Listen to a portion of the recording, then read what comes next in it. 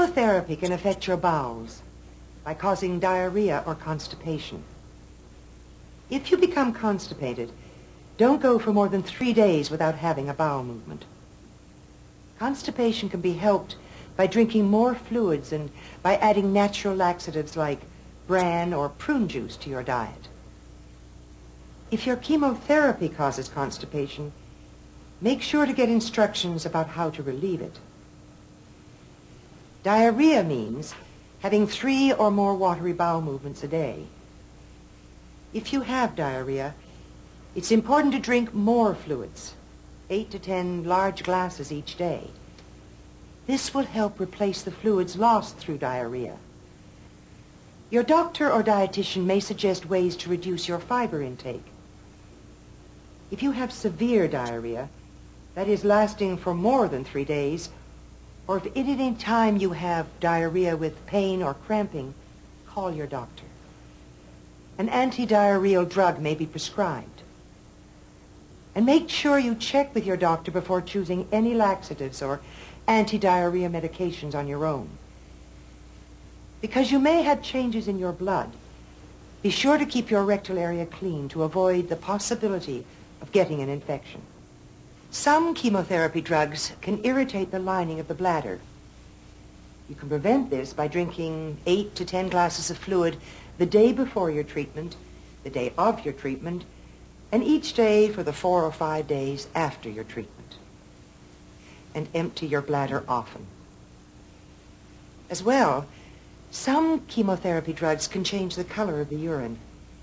If your urine looks bright red or blood-stained, let your doctor know right away. Some drugs may cause a tingling feeling or weakness in the hands and feet. You may have pins and needles, be a bit unsteady on your feet, or have difficulty fastening buttons or opening jars. You may feel tired or confused. Tell your doctor if you have these symptoms. Remember that in most cases, these symptoms slowly disappear after the treatment ends. Still, it's important to report anything unusual to your doctor or nurse. Some patients report rashes, itchy, dry, or flaky skin, or changes in the color of the skin or nails. These changes are temporary. Report any rashes to your doctor. It could mean an allergic reaction to a drug you're being given. This is a good time to be gentle with your skin. Use soothing lotions and avoid hot baths and showers, harsh soaps, and alcohol-based skin products. Chemotherapy drugs often make skin more sensitive to sunlight. Talk to your pharmacist about how to use sunscreen and avoid exposure to the sun. And finally, some chemotherapy drugs can cause problems with your eyes. If you have redness, increased tearing, the feeling of something in your eye, vision changes, or pain, tell your doctor. We've gone over some of the basics, and now you have some ideas of things you can do to help identify, prevent, or reduce any side effects you might have. Hopefully, you'll be able to continue your normal lifestyle during your chemotherapy. Here are a few more things that you should know that can help you with your chemotherapy. To begin with, good nutrition is really important for you right now. Your body needs energy to heal, so eat a well-balanced diet. Try to eat regular meals. You might find you want to eat smaller meals more often. It's a good idea to have a light meal before each treatment.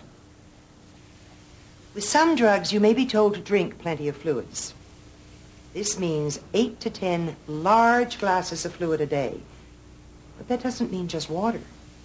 You can get the fluid you need from water, milk, juices, soups, ice cream, Jell-O, and many other good things.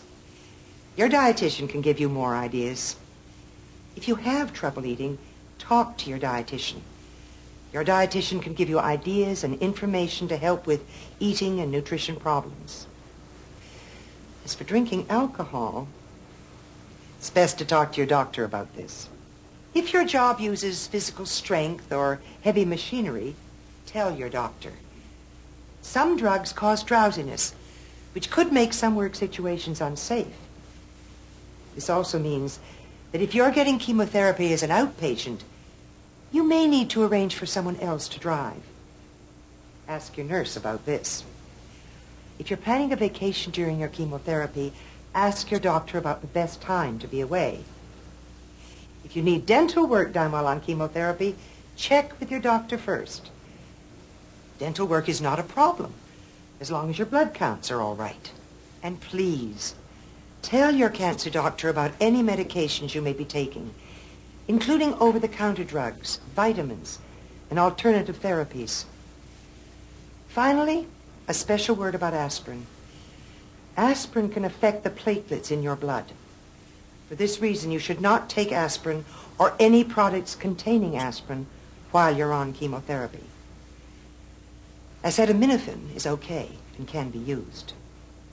Read all medication labels carefully or ask your pharmacist for help. We've talked about a lot of things so far. Now, let's review the important points. You need to call your doctor or nurse if you have any of the following side effects. A fever higher than 38 degrees Celsius or 100.4 degrees Fahrenheit, or shaking chills. Any unusual bruising or bleeding. Any pain at or around the injection site. Shortness of breath. Sores or ulcers in your mouth. A sore mouth or a sore throat. Severe diarrhea, meaning 3 or more watery movements per day for more than 3 days.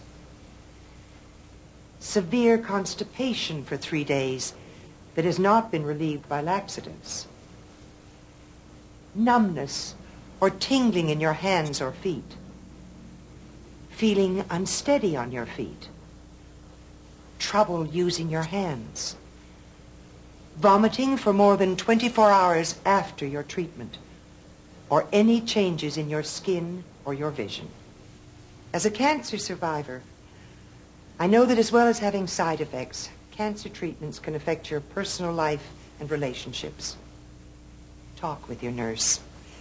There are people and programs to help you and your family cope with living with cancer. Ask about the many books, videotapes, and support groups in your community. You're encouraged to participate in your treatment by asking questions. Your healthcare team is there for you to help you understand what to expect from your chemotherapy and what you can do to help yourself. If you'd like to see this video again, ask to borrow a copy. You can watch it again at home with your family. From myself and from all the people who helped make this video, we hope we've answered some of your questions. And we wish you well.